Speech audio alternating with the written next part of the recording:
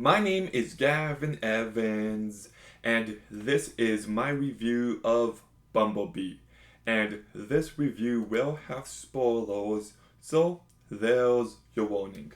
But I remember when this movie came out, I was surprised at just how much people loved this movie. People were saying it's great and emotional and the best of the franchise. So I went in with high expectations and I still enjoyed the movie, but I just thought it was perfectly fine. But I just rewatched it for the first time. This time, my expectations were lowered. I just wanted to have a perfectly fine time, and it gave me a perfectly fine time. Like, this movie doesn't have the ambition of the Michael Bay movies, and that's okay. We've got a girl and her robot kind of storyline, similar to stories like E.T., How to Train Your Dragon, The Water Horse, Monster Truck, The Iron Giant is the obvious one. So, like, it's nothing new, it's very cliche, but that's okay. So let's begin talking about the cast. And look, Haley Steinfeld is the best part of this movie. If you know me, you know that I love her as an actress. Her work in Arcane and the Spider-Verse movies is just exceptional. I also loved her in True Grit, Pitch Perfect 2, Begin Again. She's... What was the other movie she was in? Did I say Begin Again? Yes, I did. What was the other one? This is gonna bug me. Edge of 17. That's the one. She's great in that movie. And anyways, she's great here. She's just a very likable, charismatic actress. She carries this movie incredibly well, and she brings the emotion needed for her character. She is believable the entire time. John Cena does a perfectly fine job. He has a few funny lines, but he doesn't stand out too much. George Lindenberg Jr. does a perfectly fine job.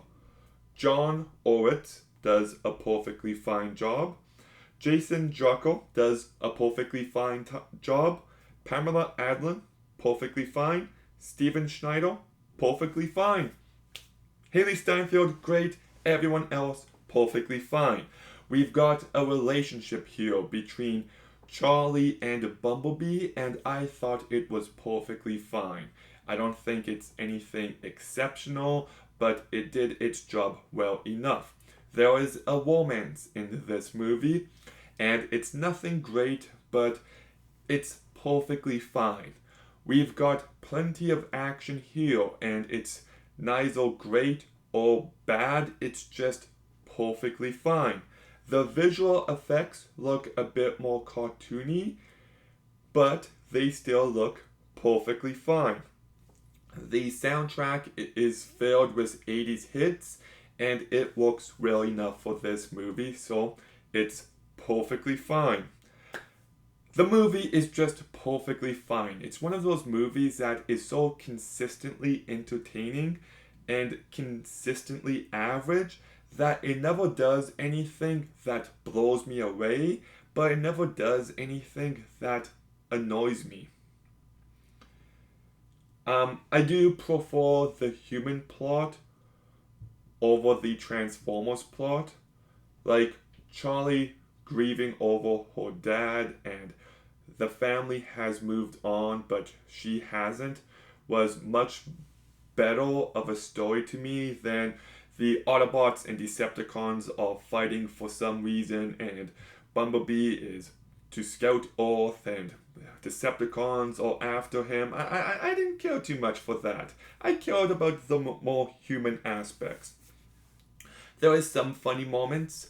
There's one scene where John Cena's like, they're literally called Decepticons. Should we really be trusting them? That was great. There's one scene where Juan is talking about how he stole something once, and John Cena's like, yeah, we know. Um, there's one scene at the end where one of the Decepticons is wrapped in a chain, and he's like, "Oh, these chains won't hold me," and then he instantly dies. I thought that was amusing. So, some of the humor does really work. It's charming enough, and I liked how the Decepticons had a gun that just turned humans into water. Like, obviously, I prefer my R-rated stuff where people get shot and there's blood everywhere, but this is a family movie, so I like them coming up with something different. And yeah, once again, like, it's just not a movie that blows me away in any level. There is enough emotion, there's enough humor, there is enough entertainment to be had.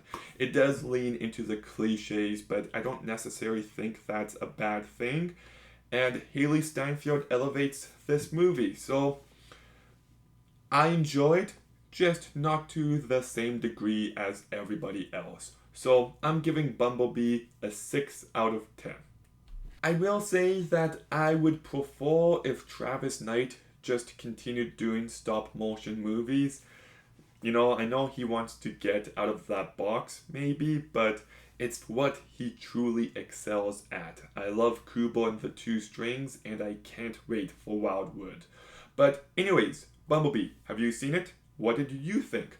Let me know in the comments down below. Make sure you like, comment, subscribe, stay tuned for more videos soon, and Gavin out.